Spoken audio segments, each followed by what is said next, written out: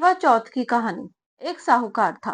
उसके 7 बेटे थे, एक बेटी थी। सातों भाइयों की प्यारी थी। एक साथ ही बैठकर खाना खाते थे। एक दिन कार्तिक की चौथ आई तो उसकी बहन ने करवा चौथ का व्रत रखा। सारे भाई भोजन करने आए तो अपनी बहन से बोले कि आ बहन, तू भी खाना खा ले। तो उसकी माँ बोली कि आज वह खाना नहीं खाएगी, उसका करवा चौथ का व्रत है। जब चांद निकलेगा तभी खाना खाएगी।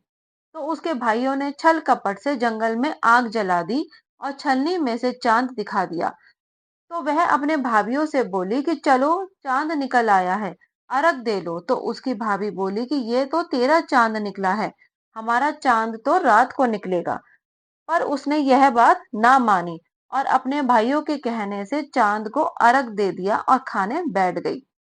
पहला टुकड़ा तोड़ा तो बाल निकला, दूसरा टुकड़ा तोड़ा तो छींक मारी, तीसरा टुकड़ा तोड़ा तो राजा के घर से बुलावा आ गया कि राजा का लड़का बीमार है, जल्दी भेजो। माँ ने लड़की के पहनने के लिए 3 बार बगीचा खोला। तीनों बार सफेद कपड़े निकले। अब उसको सफेद कपड़े पहनकर ससुराल भेज दिया। माँ ने लड़की के पल्ले में एक सोने का टका बांध दिया और बोली कि रास्ते में जो भी मिले उसके पैर पड़ती जाइयो। जो तुझे सुहाग का आशीष दे उसे सोने का टका दे देना और पल्ले को गांठ लगा देना। अब उसे रास्ते में जो भी मिला सबके पैर पड़ती गई, पर किसी ने भी सुहाग का आशीष नहीं दिया। जब वह ससुराल आई तो दरवाजे पर छोटी ननंद खड़ी थी। तो वह उनके पैर पड़ी। ननंद बोली, सीली हो सपूती हो, 7 बेटों की माँ हो, मेरे भाई को सुख देख। अब उसने सोने का टका ननंद को देकर पल्ले की गांठ लगा दी। अब वह अंदर आई तो आकर देखा कि उसका पति मरा पड़ा है। अब वह उसे लेकर एक कोठरी में पड़ी रही। 1 साल तक उसकी सेवा करी।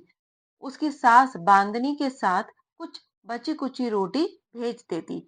इस प्रकार उसे अपने पति की सेवा करते करते 1 साल हो गया। करवा चौथ का व्रत आया। सारी पड़ोसनों ने नहा धोकर करवा चौथ का व्रत रखा। सबने सिर धोकर हाथों में मेहंदी लगाई, चूड़ियां पहनी। वह सब देखती रही।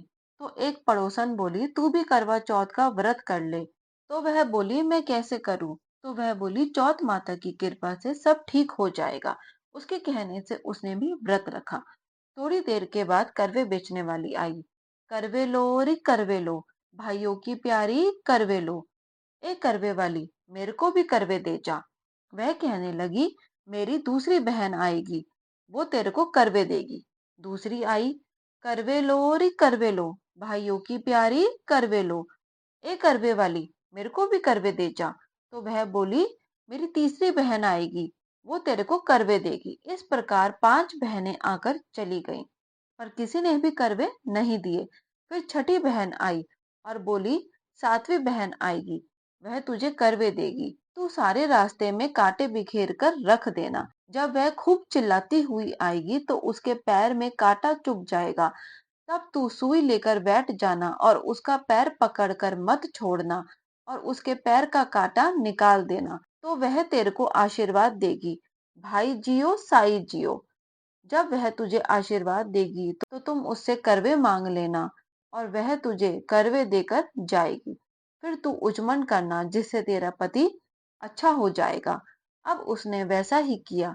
सारे रास्ते में कांटे बिछा दिए।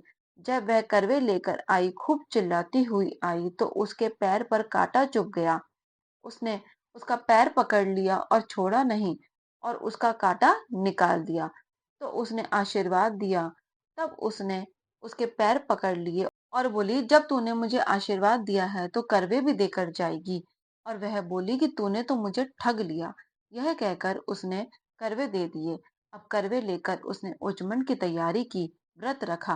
राजा का लड़का ठीक हो गया और बोला, मैं बहुत सोया। वह बोली, सोए नहीं, 12 महीने हो गए तेरी सेवा करते करते, चौथ माता ने सुहाग दिया है। उसका पति बोला कि चौथ माता का उचमन अच्छे से करो। अब उसने चौथ माता की कहानी सुनी, उचमन करा। अब वह दोनों चौपड़ खेलने लगे। इतने में उसकी बांदी तेल की पली गुड़ की डली लेकर आई। दोनों को खेलते देखकर सासू से जाकर बोली, महलों में खूब रौनक है, तेरी बहू चौपड़ सार खेल रही है। इतनी सुनकर सासू देखने को आई। दोनों को देखकर वह बहुत खुश हो गई।